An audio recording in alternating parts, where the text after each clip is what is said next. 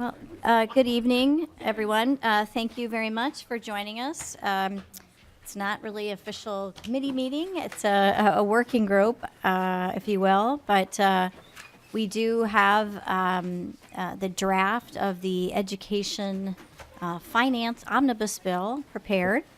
It will be introduced as a bill as soon as the House reconvenes in session, so the green jackets are there. But what you all have is a copy of that draft, which will become a bill with a number, hopefully as soon as we're finished. And so I just wanted, we believe it will be House File 2.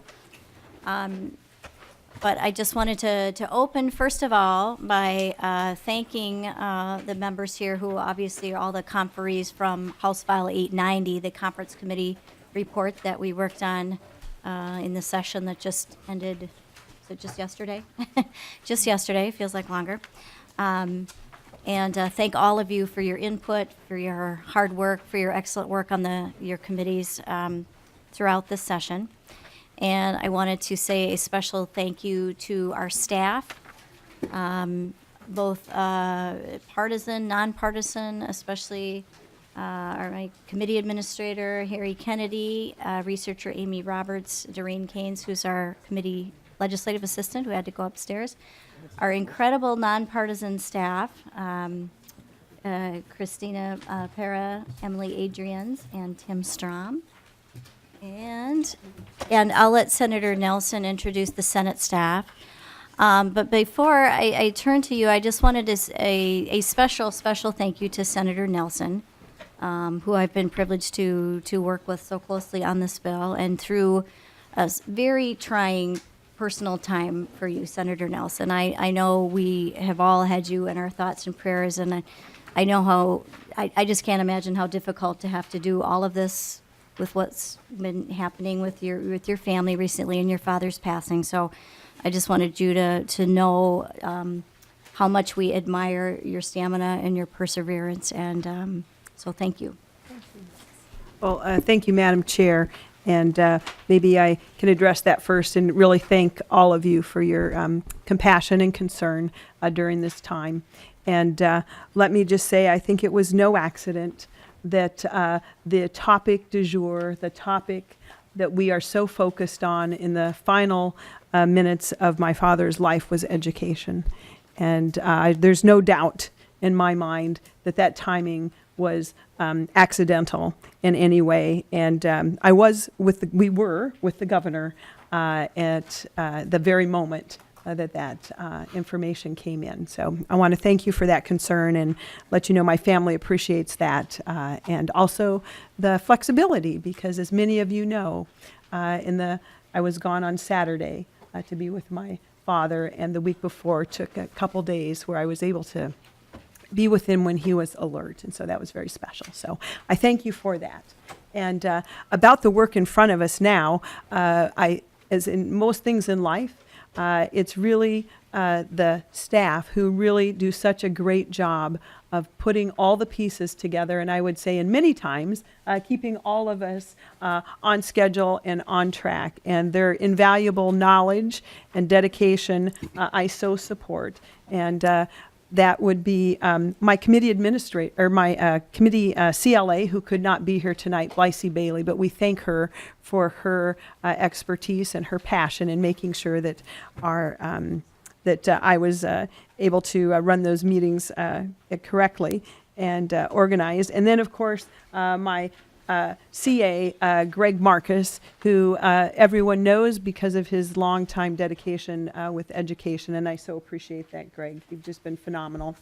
And then, of course, I don't see Mr. Cook. Where's Ed Cook, our researcher, who is invaluable, who is walking in. Ed, we're glad you're here. Thank you so much. So we appreciate, Ed, I'm just so thankful for your expertise and always being able to find the answers in a very understandable and cogent way. So thank you for that. Thank you. Yeah.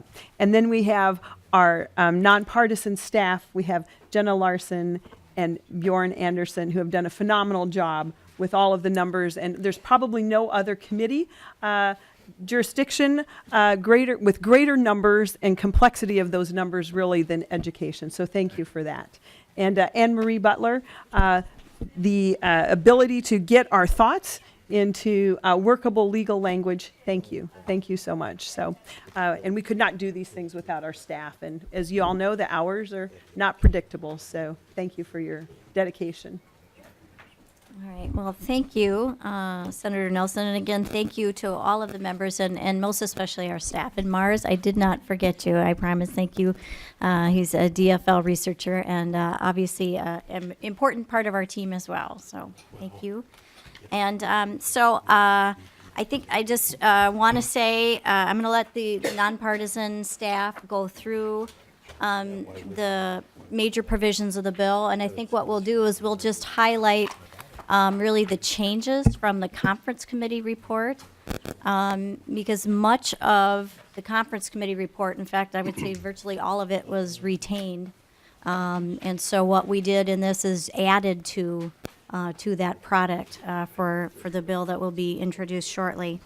I think we did the work that I think many the schools were hoping we would do. I think it is a very good bill for funding education, for putting our students first in Minnesota. I know the formula was first and foremost on everyone's mind is the top priority for where we should devote our funds, and that is what we have done. We are at a 2% each year increase in the formula, so 2 and 2.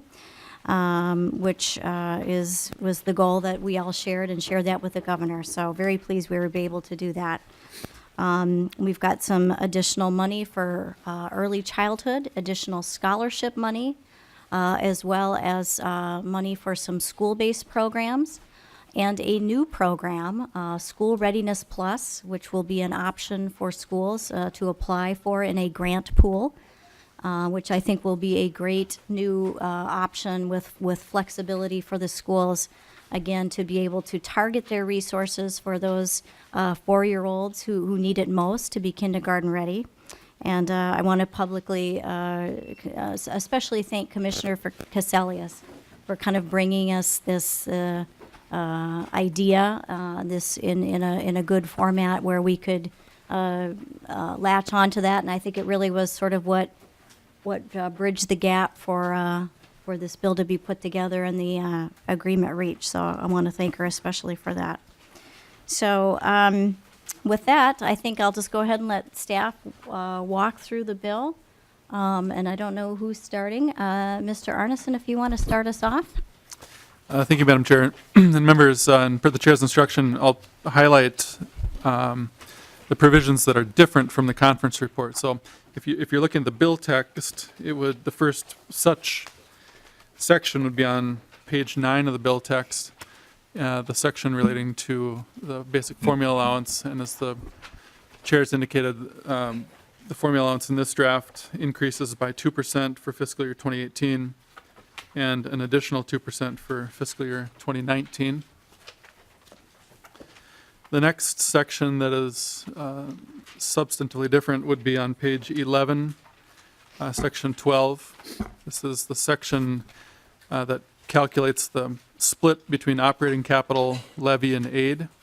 And this section was in the conference report, though the aid levy splits here have to be different because of the different approaches to the pre-kindergarten programming between the conference report and the bill text in front of you. The next difference would be section 15 on page 14. This section relates to certain audit procedures from the Department of Education. This provision was introduced in the governor's finance bill and did receive some hearings in the House and Senate, but was not included in the conference report. And this document does include this provision as introduced by the governor. And finally, on page 15, section 18, is a section relating to the Eagle Valley School District dissolution and reorganization. And some may be aware that the school district is undergoing a involuntary dissolution at the end of this school year, and can be a difficult situation, as you might imagine. And so this provision would allow bonds to be sold to help finance the dissolution of the district, to settle its operating debt, and provides for issuance and repayment and levy for service of those bonds. And I believe, Madam Chair, that is the extent of the differences in Article 1 between the conference report and this document. Thank you, Mr. Arneson. Ms. Butler? Madam Chair, members, in Article 2, Education Excellence, there's some minor language changes. On page 33 is the ACT reimbursement language, and there's a clarifying language that a student who's eligible for a free or reduced price meal, the cost is waived for that student. And then the next language change in Article 2 would be on page 38. These section 18 at the top is student participation, and it's language regarding the commissioner's form for parents to review if they are thinking about or planning for their child to opt out of the statewide assessments. Then on page 43, sections 21 and 22 are been referred to the LIFO language, and the effective date has been clarified or changed to July 1, 2019. And then moving on then to page 57, section 41 is the beginning of the charter school or the provisions, and we had taken language that said a free preschool or pre-kindergarten program, and because of the new program that's part of the agreement, took out the word free just to make sure if the fee-for-service programs also would be included. So that the word free was in that section a few times. Then moving on to page 71, section 53, entitled "The Commissioner of Education must submit ESSA plan to legislature." That section has changed, took out a lot of the requirements and just directed the commissioner to submit the plan, and the legislature may comment if they like, and then having alignment with the world's best workforce measures. Then I think the next changes, I think, are just in some of the riders, if I can find it quickly. Or there was I didn't get that far on the page. Oh, the rider on page 81 for the paraprofessionals pathway to teacher licensure, the grow your own. That paragraph C is new. And I think there was some discussion of it at the end of the conference committee to have something like this in there, but it wasn't in there at that time. So, and I think that's it for the rider stuff in Article 2. And Madam Chair, sorry. Then on page 86, the repealer is related to the LIFO section, so that effective date also changed to July 1, 2019. All right, Article 3, Tara? Thank you, Madam Chair and members. Article 3 was previously House File 140 with the teacher licensure bill. And it's the article dealing with the licenses themselves. The Pelsby article will be later on.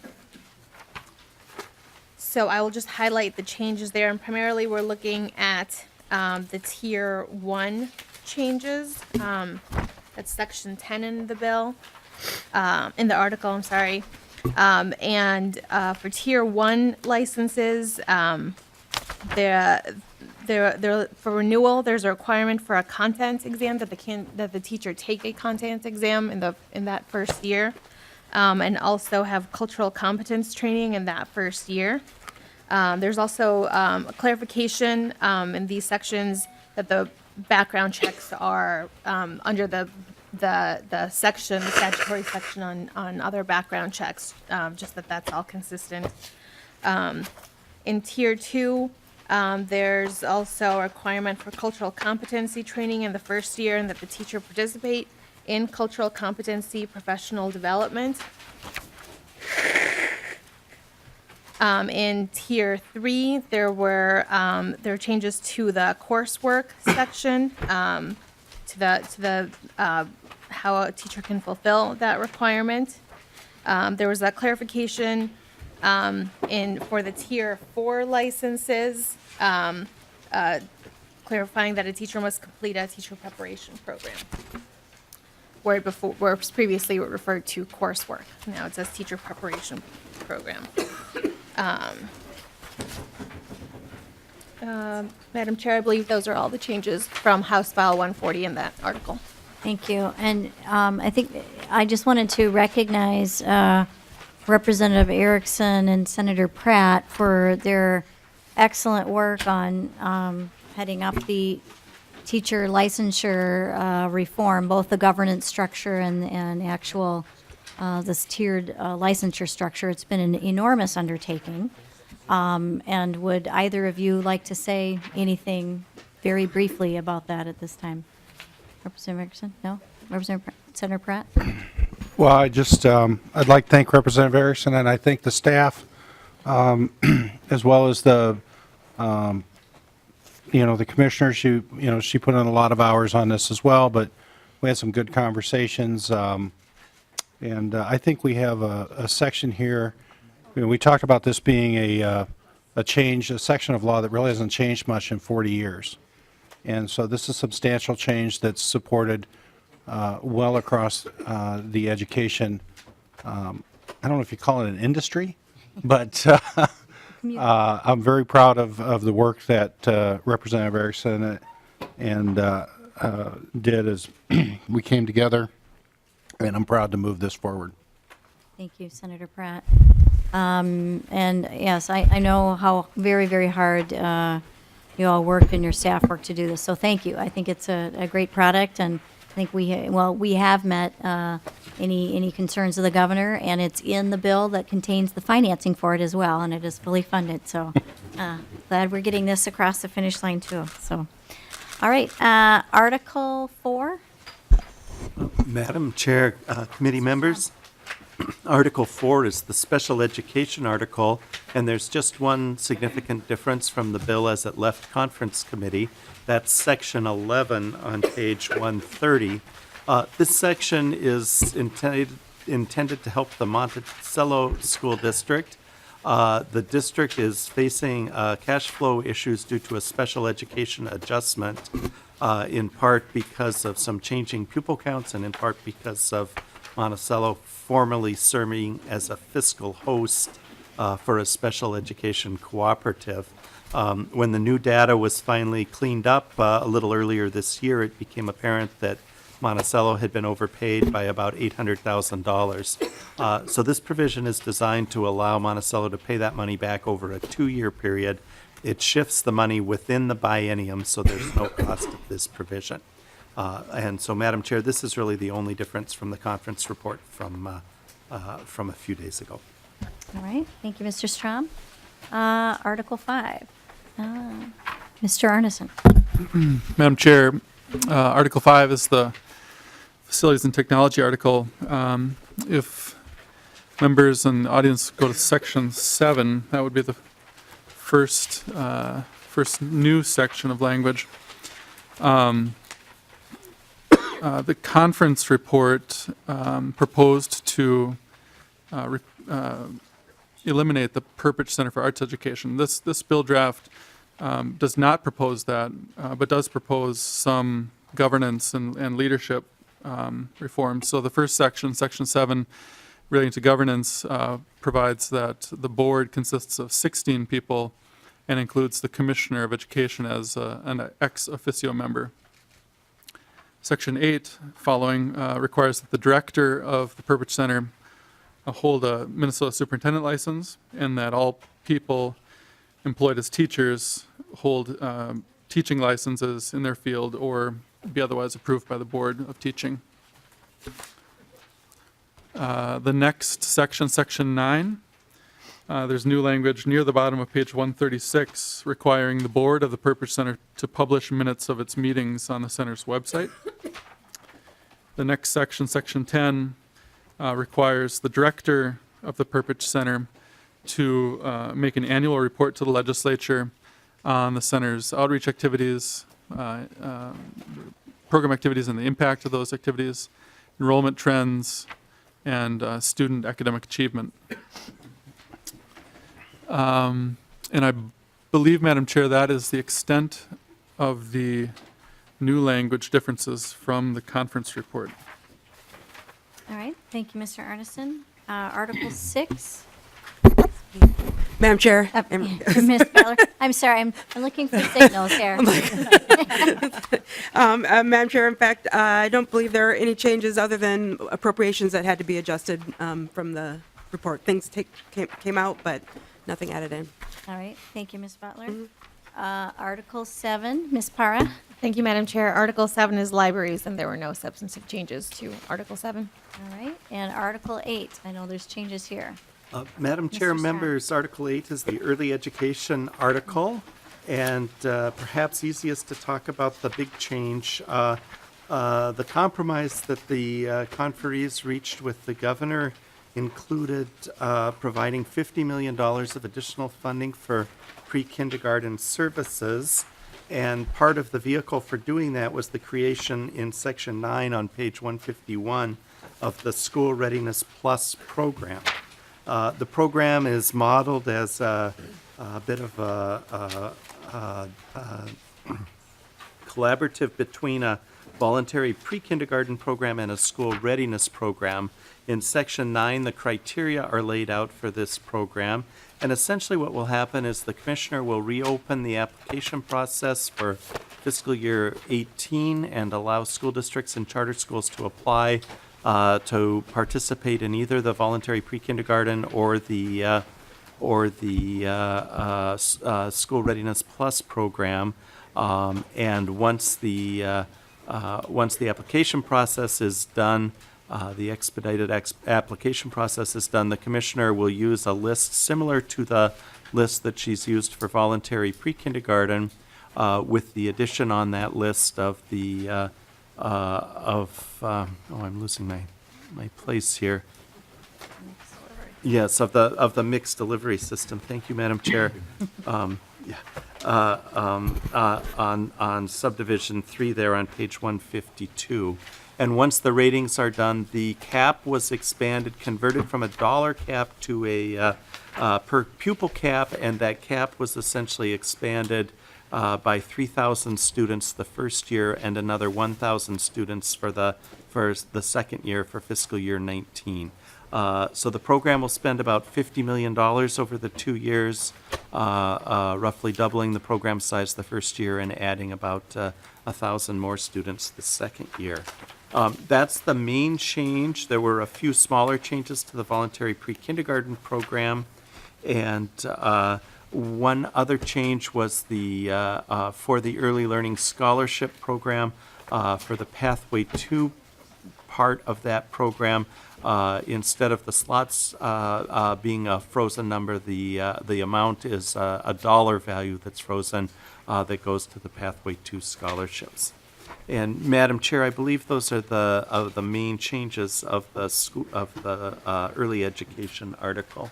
Thank you. And Mr. Strom, just that one other change was the extension of the requirement to be 3- and 4-star rated is now extended out to the year 2020. Yes, thank you. That was a change from the Conference Committee of 2022. And that's the end of that article, right? Yes. Yep, okay. Article 9, Mr. Arneson? Madam Chair, Article 9 is the community ed and prevention article, and I don't believe that there were any changes from the conference report in this article. Oh, no, I don't think there was any. All right, thank you. Article 10? Madam Chair, Article 10 is the self-sufficiency and lifelong learning, and there were no substantive changes there. Great. Article 11? Madam Chair, members, most of the changes to Article 11 involve the appropriations that the fiscal analysts will talk about. Essentially, the combination of House File 140 into this bill puts the funding in place for Pellsby as well, and the functions of the Department of Education in regard to the licensure that were contingently transferred to the Pellsby Board are now officially transferred under this provision. But when the fiscal analysts go through, they'll explain the financial differences from where the bill left conference committee. Right. Article 12, Madam Chair? Ms. Butler. Yes, Madam Chair, Article 12 is the formation of the Professional Educator Licensing and Standards Board. It's only new to the conference report because it was in House File 140, but there's no changes from that file. Thank you. Let's see, so we now have an Article 13. And Madam Chair, members, Article 13 is unchanged. It's the forecast article. And if I could, Madam Chair, I'd like to point out one mistake that I made in the draft earlier. The pupil transportation adjustment remains at the level, at the 18% level, the $2 million per year level. And there's an amendment that's been drafted to address that later. But just so the audience knows that there's no change as to how that program left the conference committee. Thank you, Mr. Strom. And let's see, is that the end of the articles? Are we ready? Yes. Okay, so who would like to do the fiscal? I'll start. Adrian's? And Madam Chair and members, Ms. Larson and I will trade off a bit to go through the numbers. Good plan. We will try to go quickly and just highlight for all of you the biggest changes since the conference committee, but I'll also touch on the funding items just so you're aware of what is still in there as well. So as was mentioned, the basic formula increase has changed, that it is up to 2% in both years. And the funding for that it begins on lines 9 and 10. Compensatory is one of the programs that is linked with the basic formula allowance increase. So compensatory will go up about $36 million in the first biennium, and then $51.6 million in the tails. For the basic formula allowance increase, the cost of that is $332 million in the first biennium, and then about $483 in the second. The other items in that top general ed piece are all the same as what left the conference committee. So I believe none of those have changed. And then if you will look down to lines 31 and 32, the non-public pupil aid and transportation pieces, those are also programs that are linked to the formula. So those increases changed slightly because of the percentage increase that the basic formula changed. So that's $300,000 in the first year for non-public pupil aid, $150,000 in the tails, and then just over $1 million for non-public pupil transportation, and then $430,000 in the tails. If you will continue down through education excellence, I believe the programs that had funding in the conference report have remained unchanged. The African American Registry, Ag Educators, Alternative Teacher Prep, the Civics Education Change, Collaborative Urban Educator, these are all the same as what was in the conference report. The Concurrent Enrollment Teacher Training Grants and the Education Innovation Partners are all the same. On page 2, to continue the education excellence programs, the Foster Kid Stability Program is the same. The Grow Your Own Paraprofessionals remain the same as the conference report. The Inter-District Desegregation Transportation, the School District Mental Health Grants, those are both the same changes as were in the conference report. Math Corps and Minnesota Center for the Book remain the same. The increases for the museums and educational centers, that remains the same. The Principals Academy, Race to Reduce Water Conservation Grants, and those two are the same. Reading Corps changed slightly. The increase it receives is now $2.65 million in the 18-19 biennium and $4.65 million in the tails. the Recovery Program grants, Rock and Read, and the Rural Career and Tech Education Consortium, those all remain the same as they were in the conference report, as well as the Santa Foundation.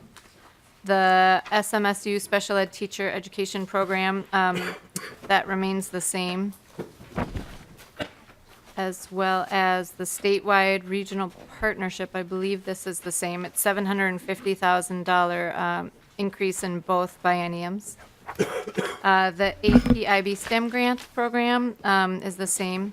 The Starbase STEM program, this number changed slightly. It came to our attention that the amount of funding that they would have to be canceled and then reappropriated, it changed just slightly. So for that cancellation, it would be $850,000 would be canceled in 2017, and then that same amount reappropriated in 2018. So that has no additional cost to the targets. So the appropriation, the total appropriation for 18 and 19 only changes by $350,000. And then their base funding remains the same for 2020 and 21. The teacher shortage loan forgiveness program, that number remains the same. It's a one-time increase of $500,000. The tribal contract schools, this is a new amount. So the funding would be $3.728 million in the 18-19 biennium. And then $211,000, I'm sorry, this is the increase over base. So the change, it's, the funding in 18-19 is the same as was in the governor's original budget requests. And then under standards and assessment, the ACT reimbursement line, that number is the same as was in the conference report.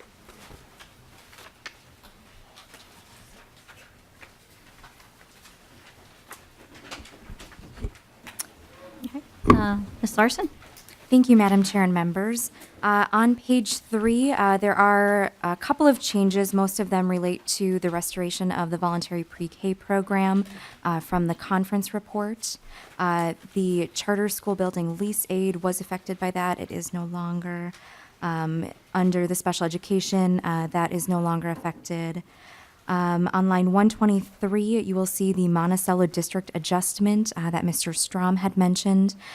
This will allow them to spread that adjustment out over 2 years. As a result, in fiscal year 2018, their appropriation will be increased by $800,000. In fiscal year 2019, it will be reduced by $800,000 for a net change of 0. Under the facilities and technology, line 135, the long-term facilities maintenance and the debt service were originally affected by the voluntary pre-K repeal, but they are no longer. The school lunch and breakfast programs were affected by the voluntary pre-K repeal, but they are no longer. So that is it for the changes on page 3.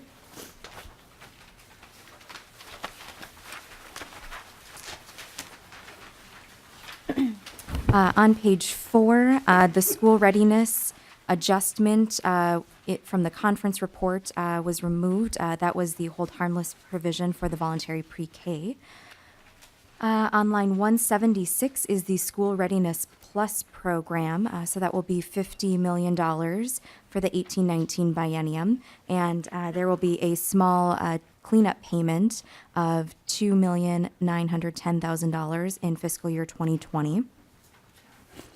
The early learning scholarships on line 177, those were increased from the conference report by $1.65 million.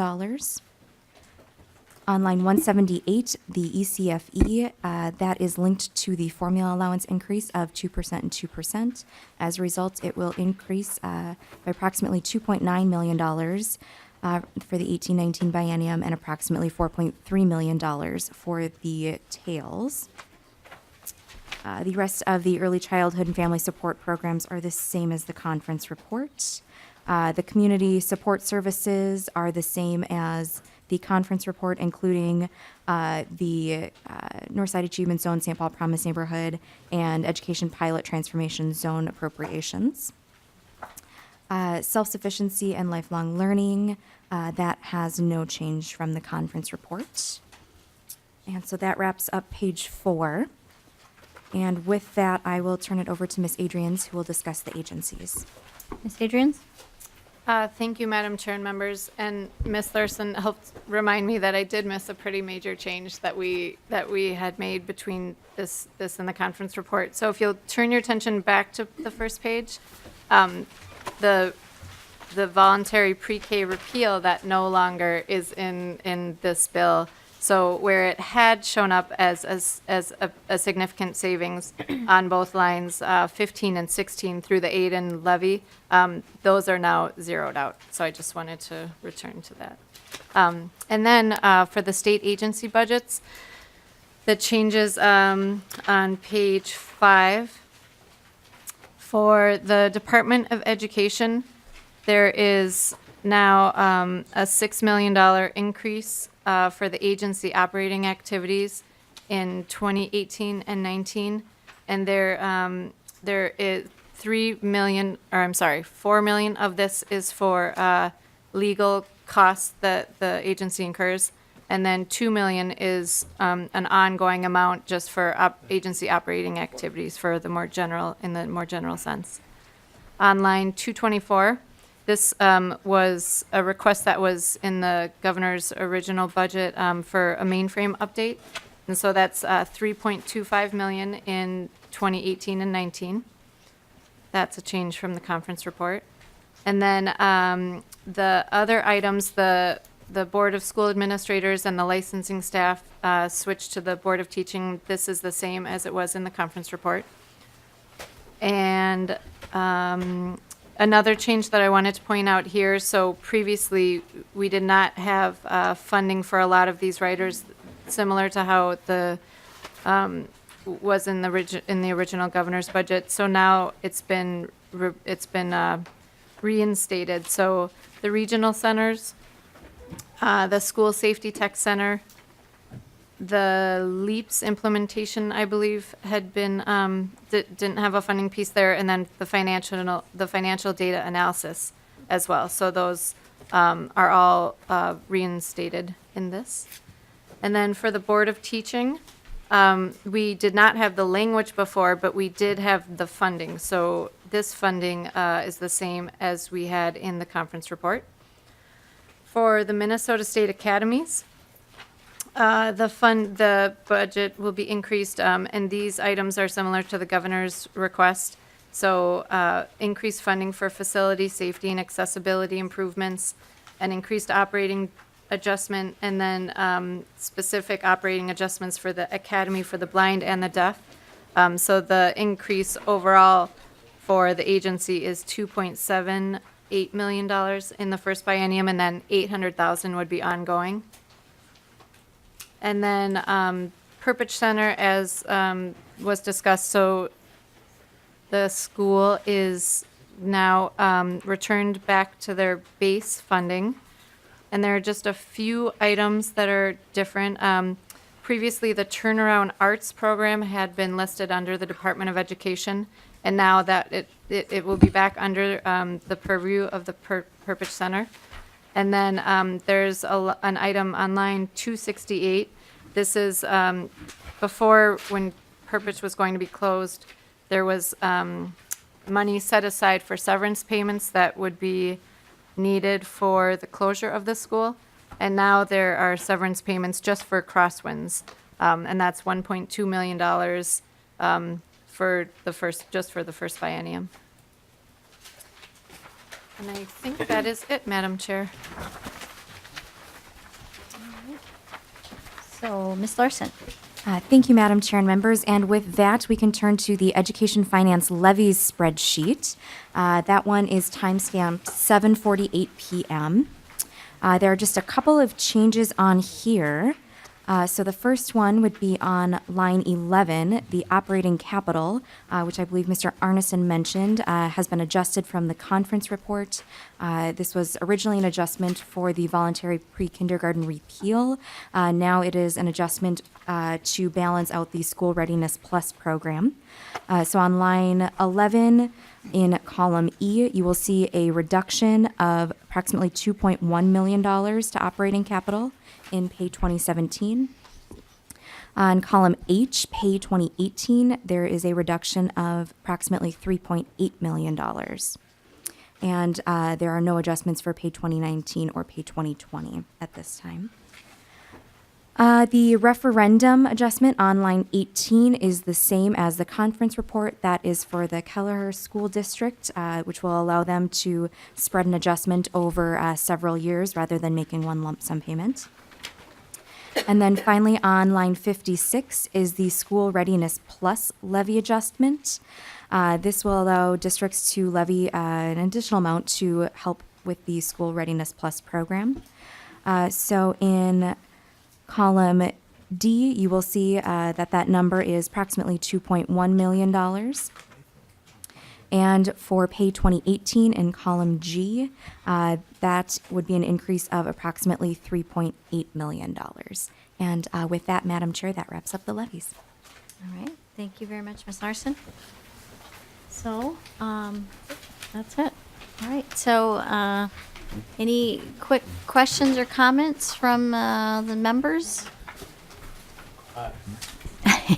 Yeah, we actually can't vote because it's not a bill yet, but, all right, Senator Uyghur. Well, thank you, Madam Chairs of Working Group, and I know on the money side that there were improvements. I deeply appreciate the 2-and-2, the additional investment in early ed, and several of the provisions, very good things.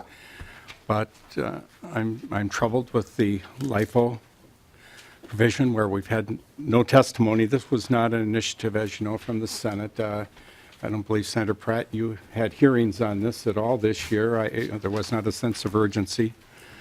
It's something that could have been and maybe negotiated now. I didn't have school boards coming to me, asking for it, et cetera. I know how strongly teachers feel about this issue, the people that we're trying to help.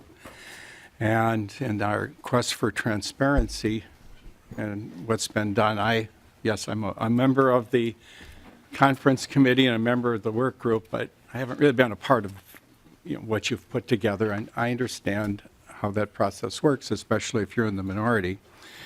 But I've had a great deal of angst expressed by many of the teachers in my district since they just found out about this, as did I.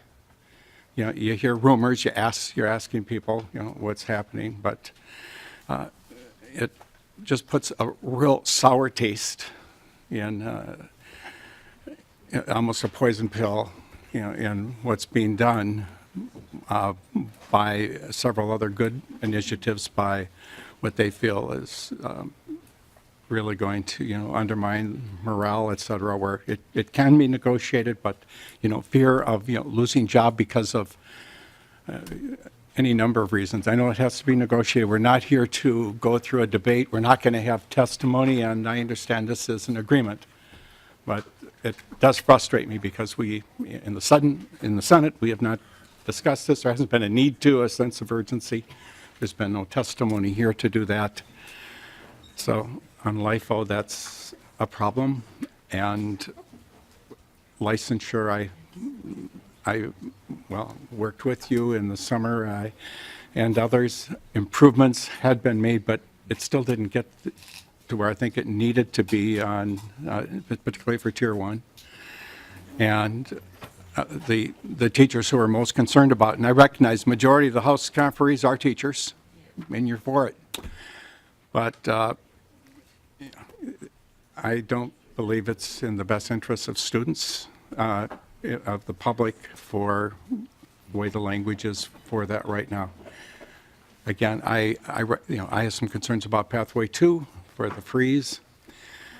But other than that, those are main items, and we're here to just find out what you agreed to. So I'm finding out what you agreed to. I want to at least share that, absent no chance for amendments or testimony. Thank you, Senator Uyghur.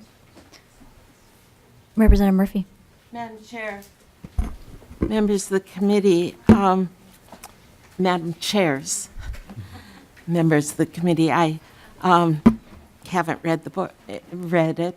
I appreciate the walkthrough before we go to the floor. I think that's very important. And I sure like this bill better than the previous one.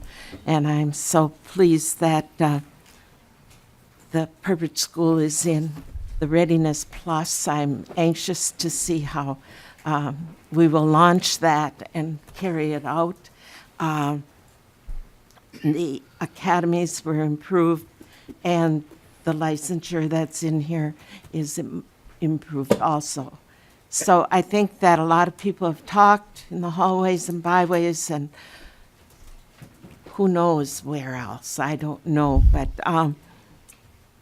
and all the talking did not take place in public, but I strongly approve the improvements. So thank you very much. Thank you, Representative Murphy. We appreciate that very much. Senator Pratt. Thank you, Madam Chair, and if I could just ask Ms. Larson real quick. So if my math is right, based on the February forecast, the baseline increased $859 million plus dollars,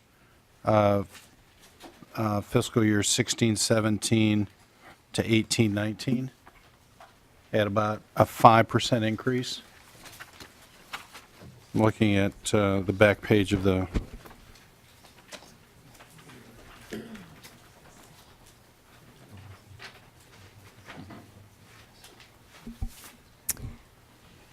Ms. Larson. Thank you, Madam Chair and members. Mr. Pratt, I'm sorry, Senator Pratt, it looks like you have some pretty good math skills there. I hadn't quite looked at that very closely yet, but I would agree with your statement, yes. Senator Pratt. Thank you, and thank you, Madam Chair, Ms. Larson. And so if I read this correctly, going from next biennium into the tails, rather than increasing almost $860 million, we'll be increasing just under $600 million for a 3.2% increase? Senator Pratt, I believe that is correct. I don't have the exact percentages calculated out here, but it looks like that might be approximately the correct number. Senator Pratt. Thank you. Well, this isn't my comment, Madam Chair. I'm willing to lend Ms. Larson my 12C if she ever needs it. It's a finance joke for those of you that don't. Well, I just want to take a moment to thank the chairs for this bill. And the reason I asked the question is, we were faced with a pretty big increase, just baseline coming in, and try to figure out how to get schools at least a 2% increase each year on the formula. Senator Uyghur, and I have been working on the formula for the last 4 years, recognizing that is the lifeblood of our schools. That's what pays our teachers, our janitors. That's what buys supplies. It funds everything in the classroom. And I'm proud to be able to stand here and say that we did a 2% increase, and we were able to increase it above what came out of the conference committee. But I'm also pleased with those numbers to be able to say that we've started to try to control the inflation in education. I think that's a dramatic increase to drop it from a 5% increase down to almost a 3% increase through some wise budgeting and still meeting the needs of our students in the classroom.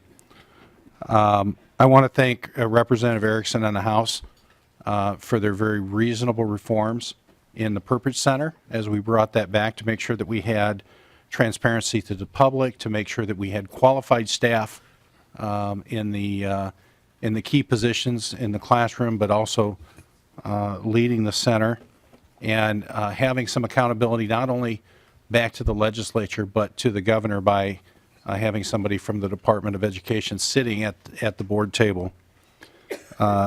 And congratulations on LIFO. We didn't hear it in the Senate, and I'm a bit jealous now that we didn't. We heard it a lot of times in the House, so you can borrow one of ours. And we did hear this. We did hear this bill in 2015 in Senator Uyghur's committee, and we had great testimony. And there are a lot of education advocates out there that have said we needed reform. What I'm most pleased about with this reform is that the teachers still have a voice. We're not taking away the teacher's voice in this LIFO reform. We're putting it back in the local districts and as part of the collective bargaining, which is, in my belief, where it should be. So, Madam Chair and Senator Nelson, congratulations on a good bill. Representative Erickson, congratulations on your purpose reforms in your LIFO. It was reform well needed. All right, Representative Crecia. Thank you, Madam Chair, and thank you to both the chairs from the Senate and the House. I think that when we walk out of here, what we can't say is that you didn't listen and that you didn't compromise. It's very obvious that even though we had some impassioned pleas and on both sides of issues, there were a lot of strong thoughts. You listened, and I think you got us to some wonderful places. I do think that where we ended up with the early learning scholarships was a good place to be. I like the program structure. I think, as I said, I think you kept the spirit and the intent. And Senator Pratt, I think you talked about the unrequested leave very well. And I would just add to that, what we've done, I believe, is we've added certainty for teachers and for school boards, that they can have that conversation. And I think to myself, back as a teacher, how much nicer it would have been to know what your local policy would be and not always be wondering what the legislature is going to do. So to push that certainty down to where it should be, and that is folks having compromise and conversations. And congratulations. I look forward to hearing it on the House floor and voting for it. Thank you, Representative Crecia. Representative Erickson. Thank you, Madam Chair, and thank you to you and Senator Nelson for just a really, really excellent bill. And of course, I want to thank Senator Pratt for his partnership too in this. But if you think about it, members, we have at least 7 pathways to improve teaching. If you look at this bill, we have the major piece, licensure, but we have Grow Your Own, we have Principals Academy, we have agriculture educator grants, we have alternative programs. So we are improving teaching so that the learning will be very definite. For our students, at least a dozen programs plus the accountability that Senator Pratt mentioned for Perpich. You think about the Santa Foundation and the great work it has done, Reading Corps, Math Corps, parent-child home visits, Rock and Read, which is just a real favorite in the House, the partnerships, third grade reading from Senator Pratt, rural CTE from Senator Weber. Those are just wonderful opportunities for our students to learn and to achieve. And finally, we're empowering parents in this proposal. We have the VPK School Readiness Plus changes and improvements, and I know parents are going to look forward to that. The early learning scholarships are for parents to take opportunity. So when you look at it, we have touched every piece of what we're responsible for. Improving learning so that we have increased achievement, improving teaching so we have great learning going on, and empowering our parents. And so, Madam Chairs, I thank you very much for just a wonderful experience working with you and Senator Pratt to bring about such a comprehensive piece of legislation for education in Minnesota. Thank you, Representative Erickson. Any other comments? Not, I will call on Senator Nelson. Thank you, Madam Chair and Representative Loon. You know, this is a good bill.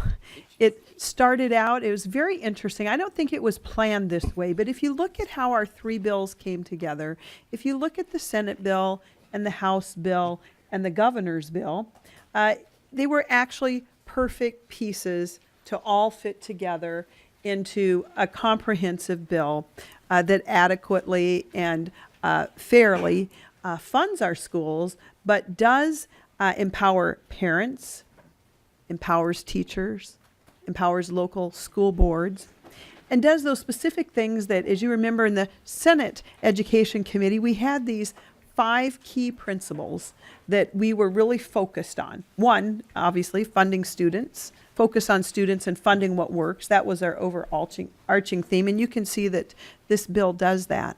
And then we had these steps along that way to close that achievement gap. And of course, it started with early learning. We know that kids have to be prepared for kindergarten when they get there. And I'm very excited about the innovative work that we're doing with our earliest learners in this bill. And it took us a while to get here. But you know, as my dad always told me, Rome was not built in a day. And certainly this session, we worked a long time to get to this piece on early childhood and our earliest learners. And I thank the governor for really starting this conversation years ago, and for the House and the Senate, those of us who were there and worked on those first early learning scholarships, which are now known across the nation as Minnesota's early learning model. And it's being touted across the nation. And I think what we have done here with our early learning is if we have added another innovative piece to that Minnesota early learning model. And I know there's a lot of work that has been done on this, and I expect that it will continue, and that it will continue to get better. Most importantly, we'll continue to see more of our students entering kindergarten ready to learn. So I think that is one of the great innovations in this bill.